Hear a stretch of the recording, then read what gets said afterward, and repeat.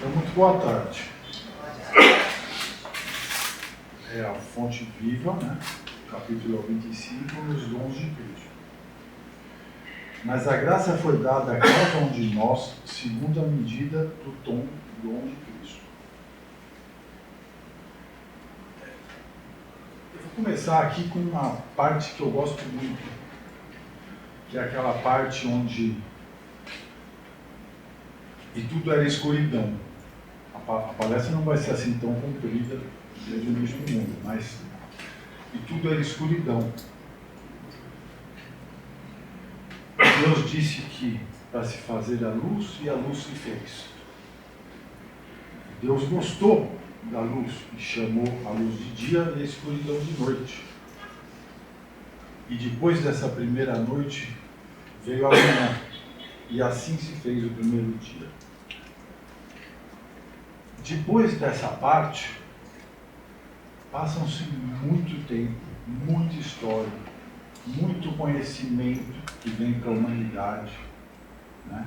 Os gregos, toda aquela turma que a gente sabe que colocou muita fórmula matemática que a gente sequer entende hoje, fala sobre tempo, fala sobre tudo. Depois de todo esse entendimento, de toda essa capacitação intelectual, Deus manda Jesus Cristo.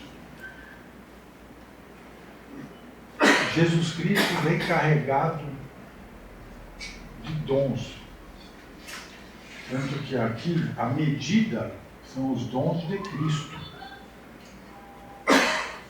Então, ele vem como para aferir a condição de cada um que está vivendo aqui. E cada um de nós, depois de 20 mil anos de existência da humanidade, depois de 2000 anos de cristianismo, depois de toda essa questão, se cada um de nós consegue imaginar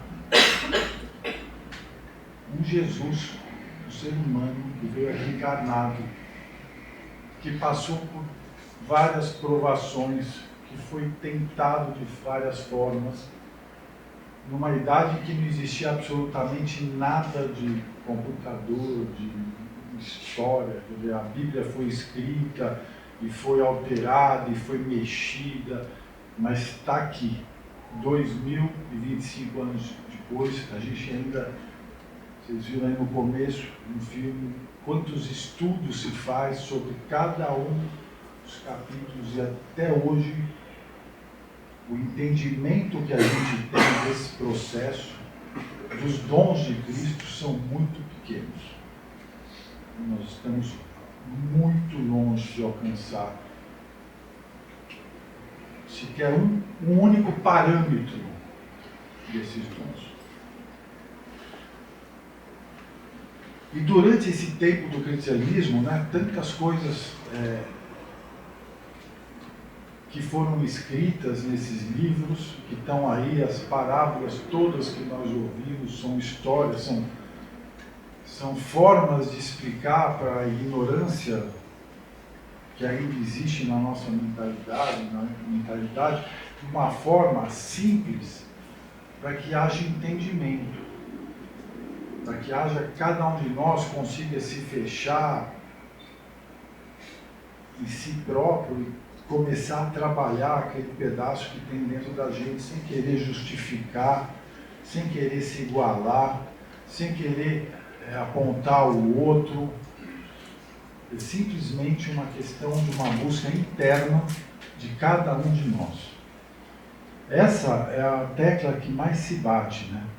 Que mais a gente busca entender nesse processo. Por que a nossa vida sempre, ao invés de estar capacitando e fortalecendo as pessoas à nossa volta, com aquela força que a gente encontra dentro da gente, a gente prefere tentar viver, ou opinar, ou absorver a vida alheia, em vez de ter o entendimento e a busca por um crescimento interno de fato. E quando a gente começa a pensar com mais profundidade, a gente começa a ver que para muitos, em alguns pontos dessa vida, é difícil encarar o espelho, encarar a verdade da escuridão que existe dentro de cada um de nós.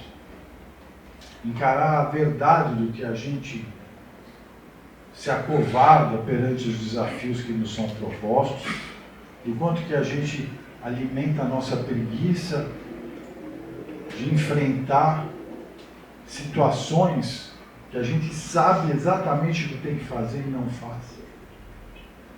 E como a gente pode fazer para encontrar essa força.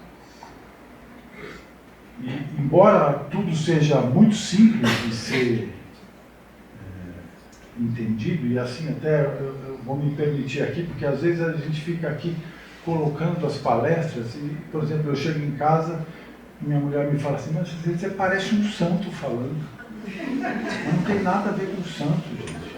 É difícil pra caramba mesmo, é um fato. Né? A gente conseguir olhar para os vícios que a gente tem, os defeitos que a gente tem. Esse é o primeiro passo, a gente ter a coragem de se olhar. Porque na maioria das vezes, a hora que a gente começa a sentir a sombra do que a gente já desvia de caminho, fala, não, peraí, esse é o vizinho lá, eu não, e é isso. O resumo da ópera é essa. Então, quando a gente fala na medida dos dons de Cristo, você imagina o tanto de conhecimento, de cultura, de sabedoria, de humildade, de bondade, de todos os dons, todas as coisas que são o bem, que representam a luz, a dificuldade de Jesus em viver nesse tempo que é só e exclusivamente por caridade, com muito amor, para conseguir superar a horda que está em volta, constantemente massacrando. E a gente percebe isso quando qualquer um de nós tem uma intuição, alguma coisa para fazer um determinado bem, e você e você quer comunicar, você quer dividir isso com alguém, no momento que você coloca, muitas vezes a pessoa fala, não, mas isso aqui vai dar certo, não tem a menor possibilidade. Não se meta, não se envolva com isso, você vai estrepar a sua cara. Não, aquela pessoa não é boa pessoa, não fale com ela. Então isso é constante. E esse é o enfrentamento constante que a gente tem. Então, quando uma pequena fagulha, uma centelhazinha de luz ilumina a nossa mente, a gente consegue entender esse mecanismo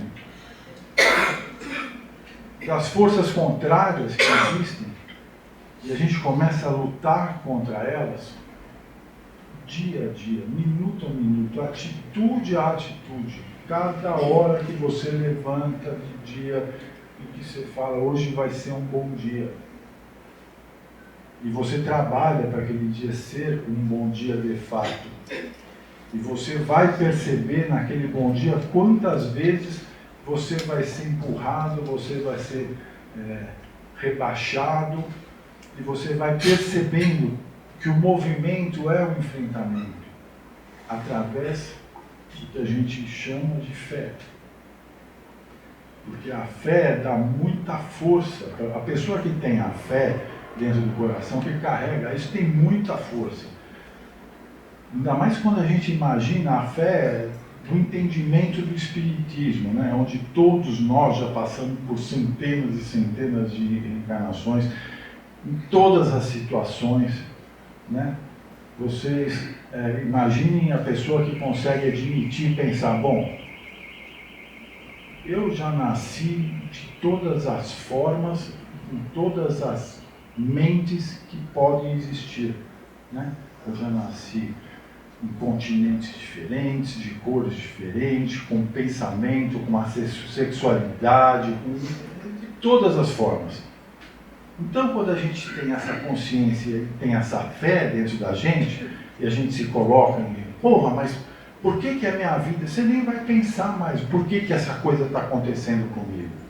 Está acontecendo, meu amigo, porque tinha que acontecer.